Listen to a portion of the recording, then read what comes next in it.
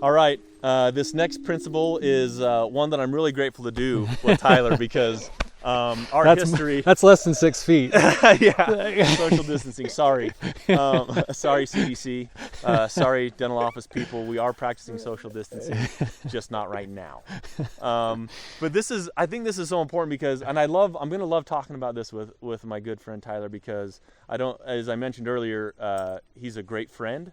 And there's no one better that can teach this principle of connecting socially with people. We've had lots of experiences connecting socially that we probably shouldn't mention here, just because Tyler is so good at making people feel special and important.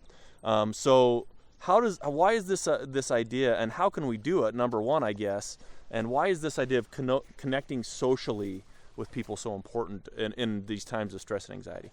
Yeah, I think for me, as soon as I heard what was going to happen with all of this coronavirus stuff, when I heard the term social distancing, I cringed inside because everything that I know about us as human beings is that we are wired for connection and attachment. I mean, we actually can't survive without connection and attachment. All of the research shows it. What's the worst thing you can do to somebody? It's called solitary confinement. Yeah. And so now all of a sudden we're being pushed into places that feel like it could be solitary confinement. And the first thought I had was mental health problems are going to go through the roof if people actually follow this social distancing thing and totally isolate, because as our human organism isn't built for that, right?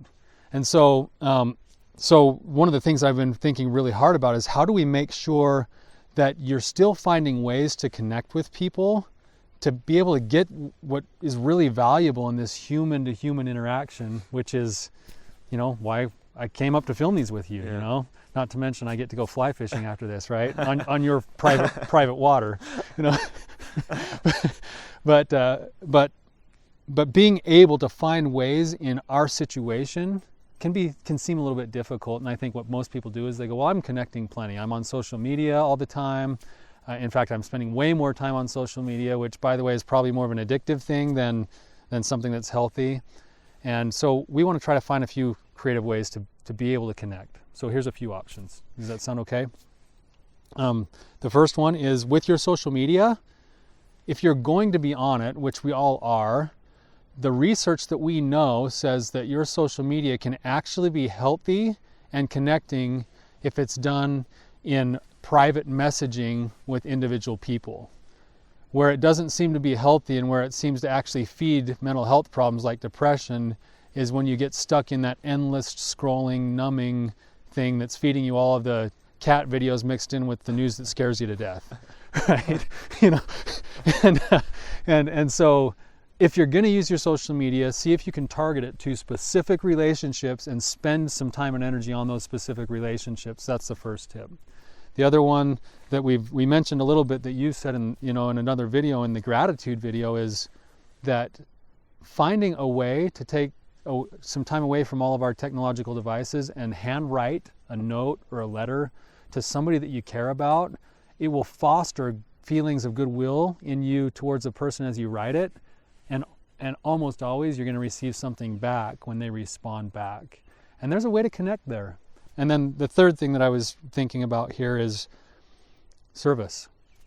And this might be the most important thing out of anything that we could shoot in all of these videos, is taking the time to look outward and find somebody else who is going through the same things you are, or even worse things, and find a way to be an influence for good in their lives. And the principle behind this is that it actually kicks back a feeling of a boost emotionally. We feel better about ourselves. We feel more confident. We feel more energized when we've gone and been in the service of somebody else. So if there's something that I would suggest for you to do today, is pick any one of those things. Sit down and write a handwritten note to a friend and make sure it gets a stamp on it and goes in the mail instead of sitting on your desk. That's important. Yeah, because otherwise, gotta get there. Yeah, otherwise you do the one part of it, but you miss the bonus that comes back after you've sent it to them, and they get the boost themselves, right? That's an act of service in and of itself. Or take a pause for a minute in your own life, and when you feel those things come into your life of pressure and stress and fear, take a deep breath and realize that your neighbor or your partner or your children are probably feeling similar things, and see if there's something that you can do, staying socially distanced, to make their life or their day better.